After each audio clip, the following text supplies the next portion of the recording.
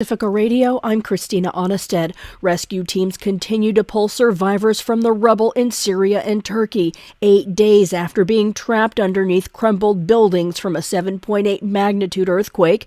Al Jazeera is reporting there are some 10,000 aid workers from 74 countries helping in Turkey and Syria, though mostly in Turkey as the situation's desperate in Syria due to its 12-year civil war. That's complicated relief efforts. On Monday, the United Nations announced a deal with Damascus to deliver UN aid through 2 more border crossings from Turkey to rebel-held areas in northwest Syria. It's been hardest hit by the earthquake. Here's Syrian ambassador to the UN, Bassam Sabah.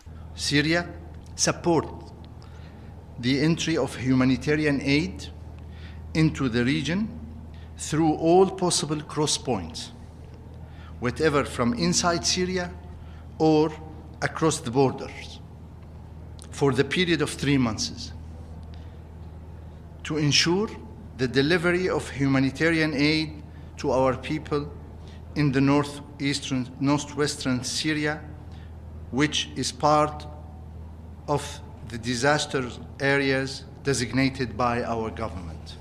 Some people there who lost their homes said they had received nothing.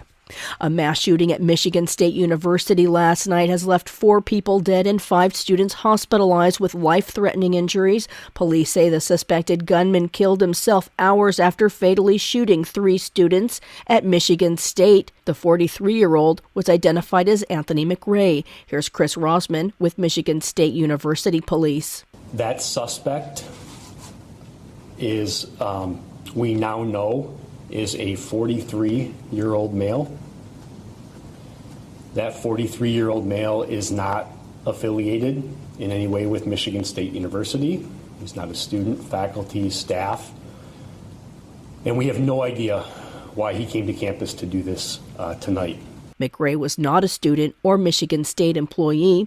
Police say McRae shot himself miles from the campus while being confronted by officers.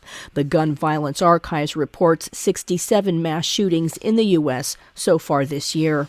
Today marks the 5-year anniversary of the school shooting in Parkland, Florida that left 14 students and 3 staff dead at the Marjory Stoneman Douglas High School, which galvanized a youth movement for gun control and the March for Our Lives action. Memorials are underway to commemorate the day. Edwin J. Vieira has more. 5 years after the shooting at Marjory Stoneman Douglas High School in Parkland, Florida, survivors are opening up about gun violence in schools. According to the K-12 school shooting database, there were 114 school shooting events in 2020, climbing to 250 in 2021 and 300 in 2022.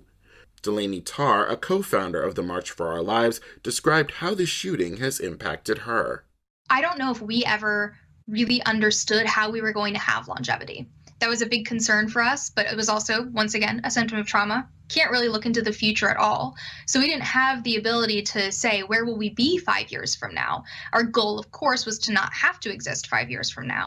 After the mass shootings at Robb Elementary School in Uvalde, Texas, and in Buffalo in 2022, lawmakers passed legislation encouraging states to pass red flag laws, which allow groups to petition courts to remove weapons from threatening people, and expanded background checks for people wanting to buy guns. I'm Edwin J. Vieira for Pacifica Network and Public News Service. The Biden administration is investing in gun violence prevention. The Justice Department announced it's sending out more than $200 million to help states and the District of Columbia administer what's known as red flag laws and other crisis intervention programs.